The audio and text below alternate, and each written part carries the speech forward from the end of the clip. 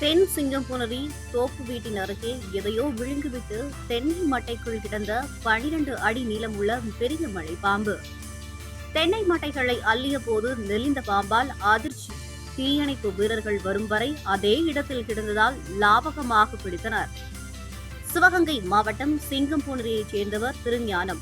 இவரது தென்னந்தோப்பு தென் சிங்கம்புணரி பகுதியில் உள்ளது. தோப்பு வீட்டு முன் பகுதியில் உரித்த தேங்காய் மட்டைகளை நீண்ட நாட்களாக குவித்து வைத்திருந்தனர்.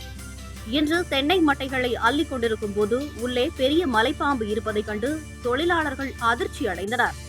உடனே சிங்கம்புணரி தீயணைப்பு மற்றும் மீட்பு பணிகள் நிலைய அலுவலர் பிரகாஷ் தலைமையிலான வீரர்கள் விரைந்து சென்றனர். அங்கு ஏதோ ஒரு பொருளை விழுங்கிவிட்டு நகர முடியாமல் அதே இடத்தில் கிடந்தது. உடனே பாம்பு பிடிக்கும் கருவியை வைத்து சுமார் 12 அடி நீளமுள்ள பெரிய மலைப்பாம்பை போராடி பிடித்து சாக்குப்பைக்குள் போட்டு தீயணைப்பு வாகனத்தில் ஏற்றிச் சென்றனர்.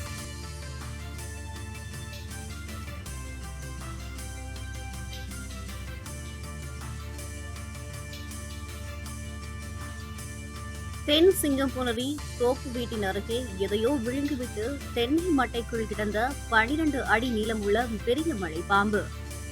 தென்னை மட்டைகளை அள்ளிய போது நெளிந்த பாம்பால் அதிர்ச்சி. தீயணைப்பு வீரர்கள் வரும் வரை அதே இடத்தில் கிடந்ததால் லாபகமாக பிடித்தனர். சிவகங்கை மாவட்டம் சிங்கம்புணரியைச் சேர்ந்தவர் திருஞானம். இவரது தென்னந்தோப்பு தென் சிங்கம்புணரி பகுதியில் உள்ளது.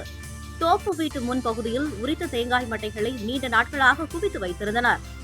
இன்று தென்னை மட்டைகளை அள்ளிக் கொண்டிருக்கும் போது உள்ளே பெரிய மலைப்பாம்பு இருப்பதைக் கண்டு தொழிலாளர்கள் அதிர்ச்சி அடைந்தனர். உடனே சிங்கம்புணரி தீயணைப்பு மற்றும் மீட்பு பணிகள் நிலைய அலுவலர் பிரகாஷ் தலைமையிலான வீரர்கள் விரைந்து சென்றனர். அங்கு ஏதோ ஒரு பொருளை விழுங்கிவிட்டு நகர முடியாமல் அதே இடத்தில் கிடந்தது. உடனே பாம்பு பிடிக்கும் கருவியை வைத்து சுமார் 12 அடி நீளமுள்ள பெரிய மலைப்பாம்பை போராடி பிடித்து சாக்குப்பைக்குள் போட்டு தீயணைப்பு வாகனத்தில் ஏற்றிச் சென்றனர்.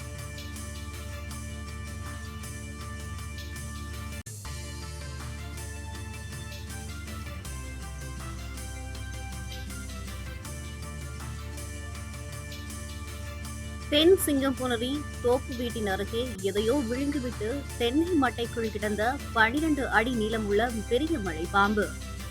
தென்னை மட்டைகளை அள்ளிய போது நெளிந்த பாம்பால் அதிர்ச்சி. தீயணைப்பு வீரர்கள் வரும் வரை அதே இடத்தில் கிடந்ததால் லாபகமாக பிடித்தனர்.